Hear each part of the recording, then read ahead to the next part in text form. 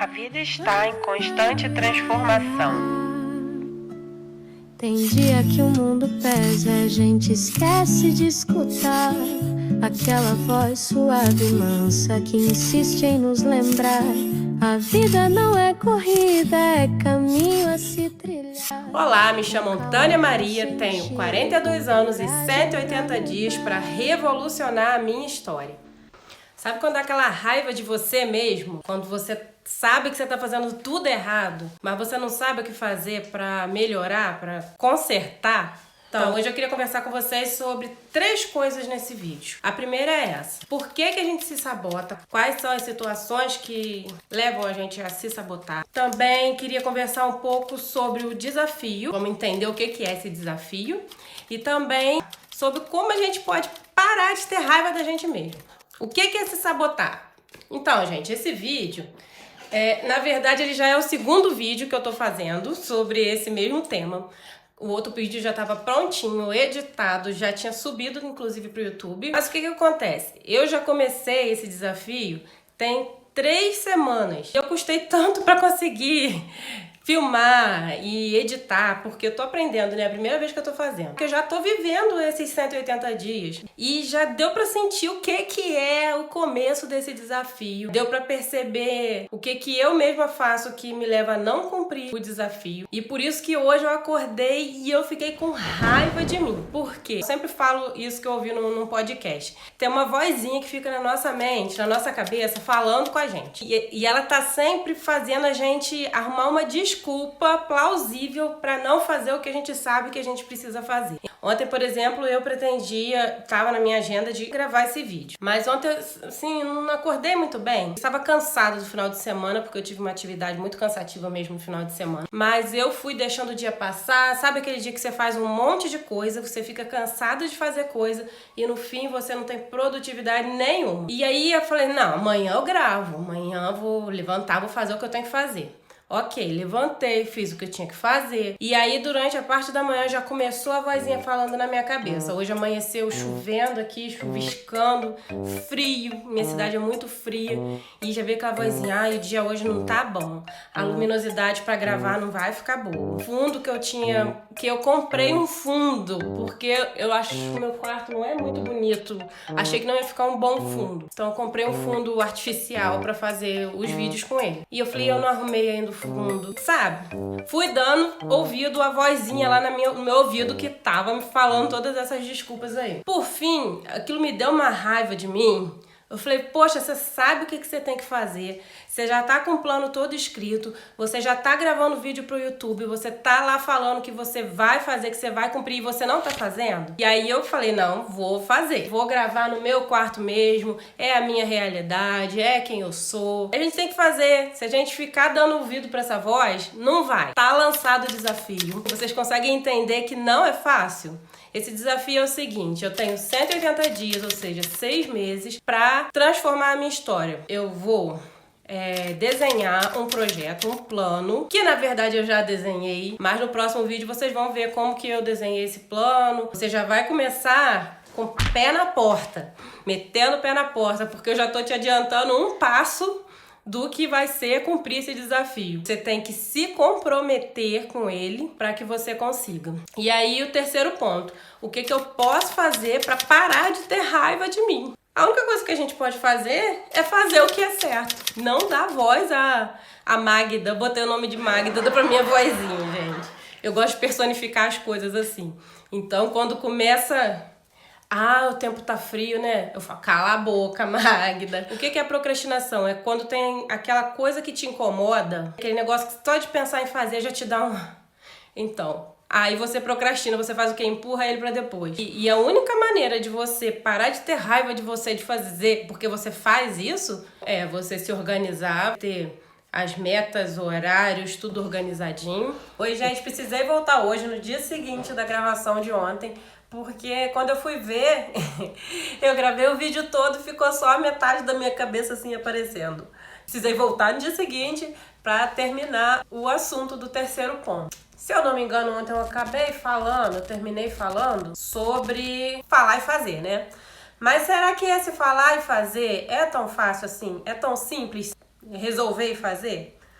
Já adianto que não é tão simples. Mas então como que a gente pode fazer, Tânia? O que pra mim é o que faz mais sentido é que o motivo que eu tenho para esta mudança seja forte o suficiente para sustentar a minha decisão de continuar fazendo, de continuar no processo da mudança. Eu, Tânia, o meu motivo é que eu tenho 2 filhas, uma delas, a Rebeca, já está com 12 anos, e eu entendo que a Rebeca já está chegando numa idade de entendimento, de separar a mãe Tânia, que ela ama, da pessoa Tânia, cidadã. Eu tenho medo que ela perceba que coisas que eu ensino para ela, eu mesma não cumpro.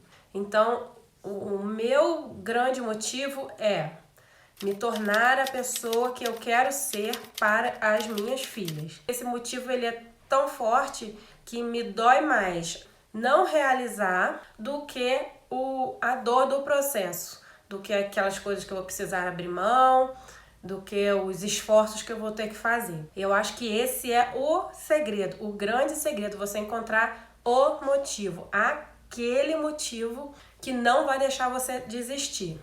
Agora, como a gente pode encontrar esse motivo?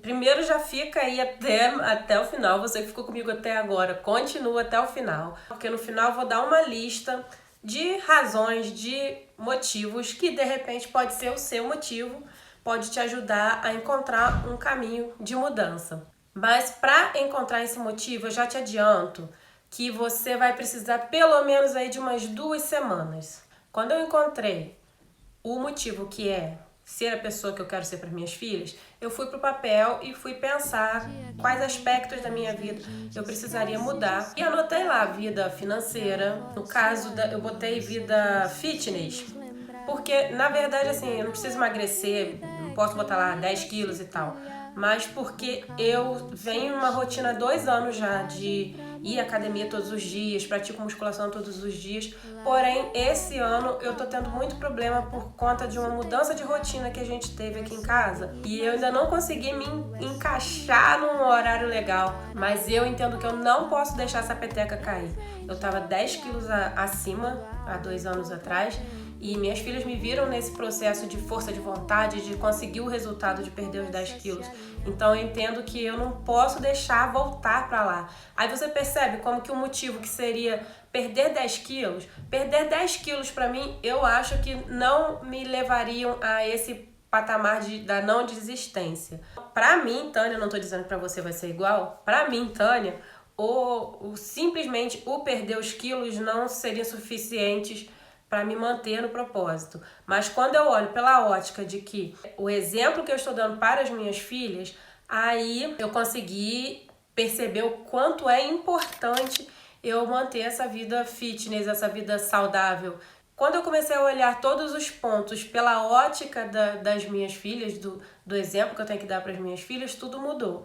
E isso, para eu chegar neste ponto de clareza, de entendimento, eu precisei de umas 2 semanas. Então já fica para você a dica, você pega essas 2 semanas aí sem pena de perder tempo. Como tá aí no banner do meu canal, não sei se você foi lá ver, o meu lema é viver a vida com propósito. Não fazer as coisas correndo porque eu tô com 42 anos, porque minha filha já tem 12. Eu quero fazer as coisas bem feitas, bem encaminhadas. Então não tenha pena de perder tempo com essa etapa, porque ela é muito importante. E agora vamos à lista. Vou ler rapidamente a lista, porque é muita coisa e ficar falando vai ficar chato aqui. Mas pega o tópico e aquilo que se aproximar do momento em que você está vivendo hoje, você anota ele e vai dele aí, vai anotando ideias, até você encontrar o que é realmente o seu ponto, tá bom? Então vamos lá. Vida 2. Aprender a discutir sem destruir o casamento. Criar uma rotina de cuidados mútuos. Vida profissional e financeira. Definir o limite entre sucesso e sacrifício pessoal. Criar uma reserva financeira. Criar uma reserva emocional, não só financeira. Essa eu quero explicar. O que seria essa reserva emocional? O que eu pensei foi o seguinte, você foi mandado embora. Como você vai lidar com isso de imediato? Vai cair no desespero ou você já tem uma saída, você já tem um plano B? Saúde e qualidade de vida.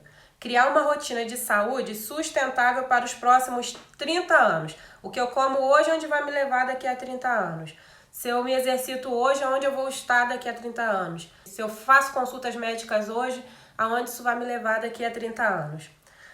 Aprender a descansar de verdade, não sentir culpa no descanso. O descanso é necessário. Filhos.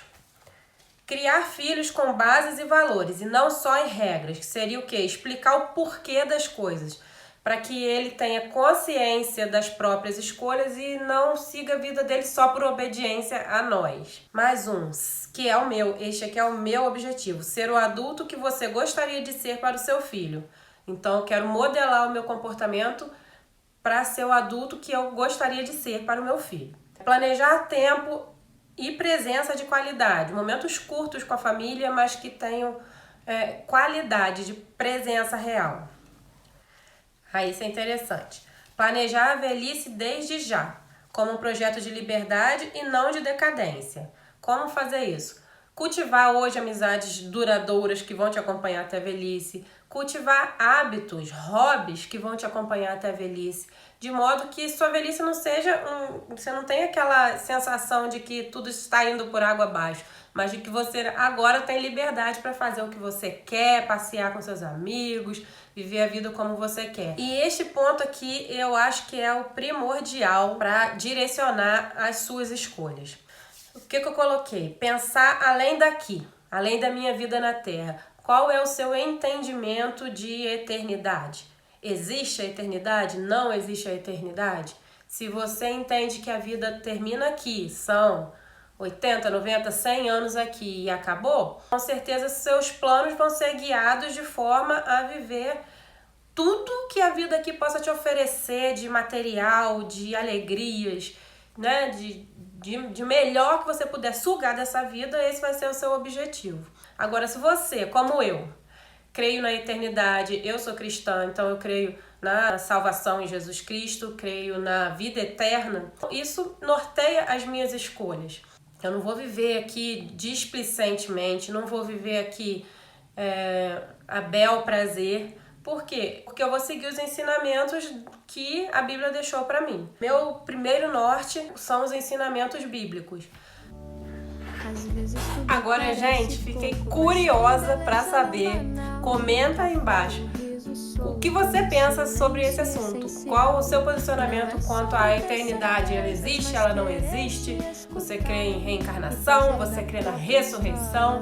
Fiquei curiosa de saber para quais pessoas o YouTube está entregando o meu conteúdo. Eu sou cristã, como eu disse, mas não é intuito do canal trabalhar a religião. O intuito do canal é trabalhar temas como maturidade, crescimento mesmo pessoal, mas fiquei agora curiosa, quero muito saber quem são vocês aí do outro lado. Comenta aí pra gente se conhecer um pouco. Tudo começa a se alinhar.